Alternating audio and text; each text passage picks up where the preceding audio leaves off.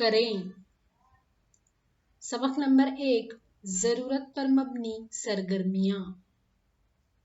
खेले, करे, सीखे, पहली जमात।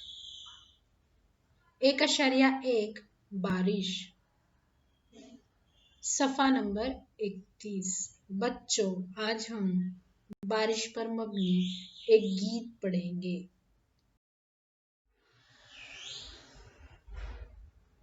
नज़म का नाम है बारिश।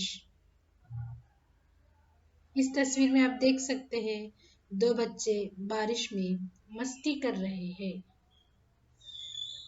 आए आए बादल आए, चारों तरफ से घिरकर छाए, हल्की हल्की फुहार पड़ेगी, बारिश मूसलाधार पड़ेगी, बह निकलेंगे सब पर नाले, भर जाएंगे नदी नाले, पत्ता पत्ता धुल जाएगा, रंग भी सबका खुल जाएगा, बारिश का फिर लुत्फ आएगा, हर कोई ये गीत गाएगा, हर कोई ये गीत गाएगा।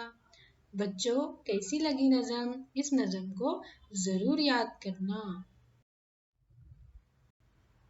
अब आपको यहाँ एक सरगर्मी दी गई है सफ़ा नंबर 31 पर। आपको हरकत व सकनात के साथ अपने मौलिम के साथ क्लास में इस बड़बड़ गीत को गाना है और इस तरह के बड़बड़ गीत अखबारात रसाइल से जमा करना है। इस सरगर्मी को ज़रूर करें।